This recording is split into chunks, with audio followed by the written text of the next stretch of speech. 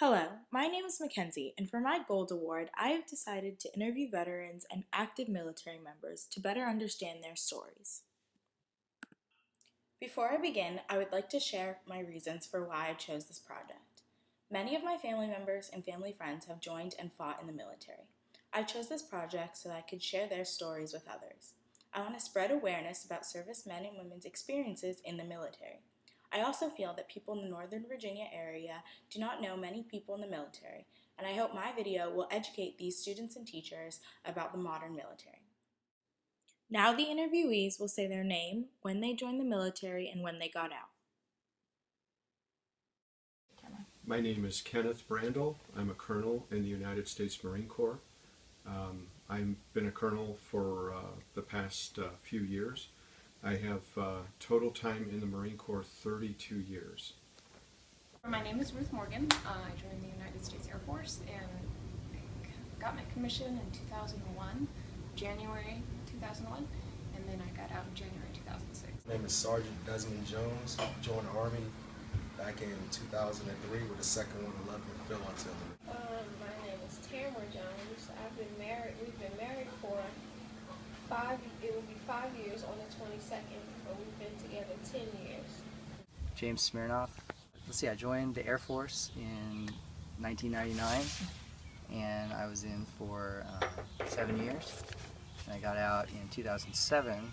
My name is Kimberly Denise Lipscomb. I was in the military from 1992 to 1997, 5 years in the United States Army.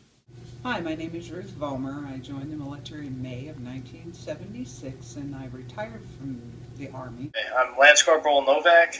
I'm in the Marine Corps, and I joined June 20th of 2011. I'm Michael Johnson. I served 4 years in the Air Force. Sam Williams, Sam Joseph Williams. I joined the United States. I was commissioned in the United States Army just about 40 years ago, May 19th, 1974. I retired from the Army in January 1995. Now the interviewees will answer questions. My dad was in the military, his dad was in the military, so a bit of a legacy there, and wanted to serve in the military, serve my country. And at the time, this was pre-9/11 when I joined, so it was kind of a different view on things, but it was still important to me to do that. And it also, as a side note, paid for college through ROTC, so that's a big plus. My dad was Air Force also, and so growing up I lived on military bases, and so that was a motivation, just that lifestyle, and then they also offered me money for school. I joined the military because I had completed 4 years of college. I worked for about a year and a couple of dead-end jobs and decided that I wanted to go back to the military to get my master's. And the travel was awesome. I mean, you saw places that no tourist would ever see. I remember sitting in high school and actually seeing the September 11th attacks, and I watched them. I was in a lunchroom and got to watch them live on TV, and just seeing the people jumping out of the buildings, and it was a shock for me. And then it went from being shocked to being angry. It was, that's kind of really kind of dedicated to committing to going in. The food was, surprisingly, the food was plentiful and tasteful, so those are the two things that seemed to me right off the top. Integration is hard. It's a lot easier now because I have time to help me. And also, I'm coming back to a stable environment, so it's easier for me to take that time to adapt and to gently progress back into society. My first tour was pretty rough. Coming home, I don't know how familiar you are with the way things are overseas, but we have what they call IEDs, improvised explosive devices, And a common tactic for them is to line them along the roadsides and to hide them in trash, potholes, carcasses, anywhere. And I remember coming back home from my first tour, and I was afraid to drive. You know, each tour, every tour, like even when I came up from this one, Tam drove me around, and then I started driving. I think she said I drove like Miss Daisy, but it's just to mentally to break yourself from, you can't swerve quarter potholes on the side of the road. Yeah. You can't swerve because of the trash on the side of the road. You are at home now. There are no I-80. Well, one thing was at that time in the military, they had a program that you could get involved in, sort of like a transition program that I got into about 4 months prior to my being discharged. And so I kind of, what we were allowed to do was not to do our regular job. And one thing I chose to do was to work for a loan company. And so about 4 months before I got out, I worked for a loan company down in Fayetteville, North Carolina, which was my last duty station, Pope Air Force Base.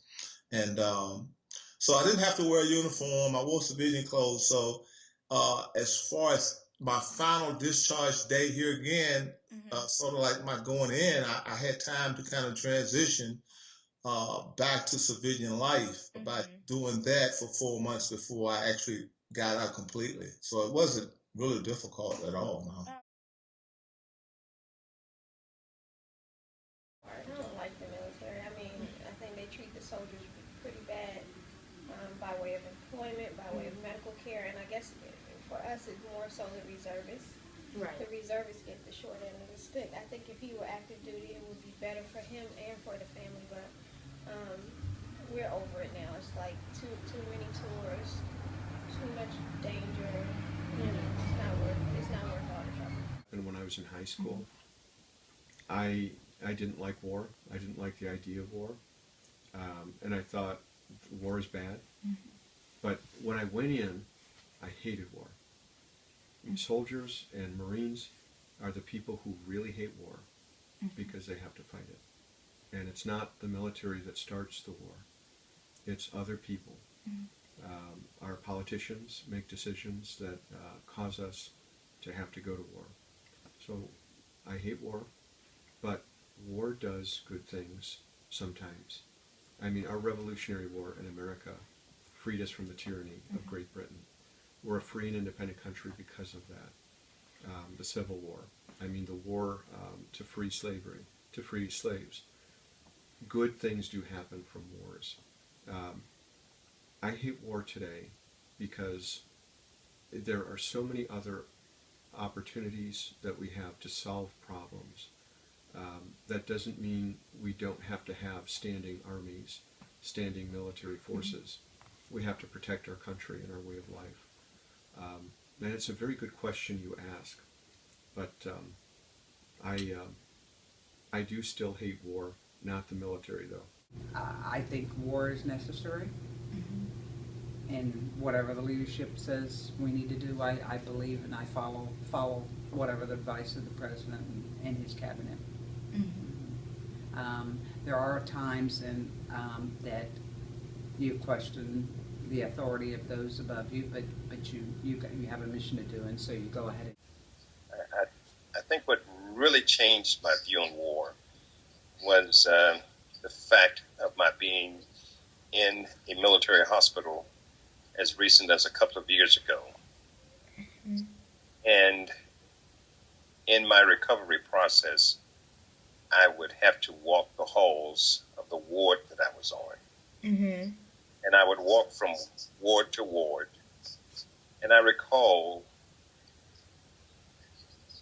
seeing in a room and looking at, you walk down the halls and you look, you don't stare. I didn't stare, but I did recall seeing a hospital bed that had bars built up over the bed on one round. I came around at some point later, and I heard a voice coming from that room. And I think on another pass by that particular room, I saw what I perceived to be a young person without any legs. Mm-hmm. I came back and I mentioned similarly what I just mentioned to you. I mentioned to my doctor. I mentioned to maybe some of the other hospital staff. And that I felt undeserving of the care that I was getting. And I felt that the talent of the doctors and the other staff members of the hospital should go to that young person. And one of the doctors told me that he didn't judge, and that the person I saw was probably one of the wounded warriors. And the doctor said, I just don't judge. I just try to heal. Mm-hmm. I try to serve. And seeing the younger generation of corpsmen and doctors and such, because I have been retired for 20 years almost and entered the military 40 years ago this month. And looking at the younger generation, I just felt that I could not endorse a war after having seen what I perceived to be a young person without legs as a result of being engaged in war. It's definitely satisfying knowing that, I've been financially independent since I was 18. I'm like, Mm-hmm. I'm not depending on my family for, all these sorts of things. It just feels, it's very satisfying just knowing that, you're doing your own thing, I guess. So I think what it did for me was give me a better drive when I got out. Mm-hmm. Then, because I had already been out, and then I went in, and then I was kind of out again. So it gave me a different level of drive. 110%. Everything that I kind of hated about the military back then, as far as taking orders, Mm-hmm. folding up my clothes, hygiene, all those kinds of things in the military at 18, 19 years old that we kind of take for granted and don't think that's important in life. The military stressed a lot of that. And now that I've been out some 40 years, I can't live without anything I learned in the military Right. compared to other things, other places I've learned things. Mm-hmm. I have to hang my clothes in the closet a certain way. I have to have my t-shirts and underwear folded a certain way. I have to have my toothpaste tube matched a certain way. And all of these things I do today, I look back, I learned in the military. So. I mean, with my dad, we can talk about certain things and then harass my mom and my sister who haven't been in the military about the way things are. And it definitely, at least currently now, it allows me to interact with folks in my current job and have a way to relate to a lot of different folks who have also served. because, we have all the same experiences. Everyone has the boot camp stories, but it's definitely interesting having, a lot of stories to share with your dad and all that. Yeah, so my dad was, he was the one who gave me my oath of office when I joined when I was commissioned. And then I attended his retirement ceremony, as an officer, and he was retiring. And then if I go on to, receive a retirement from the reserves, then, he'll be there. And, maybe, and I noticed, in my experience, it's somewhat insular. Like, if you have, parents that are in the military, you're in the military maybe as well, it's much more common. Before I finish my video, I would like to thank all the veterans who participated. Thank you for allowing me to get to know you during this process. My video is now over. Thank you so much for watching, and I hope you learned something new about the military or the people who are a part of it.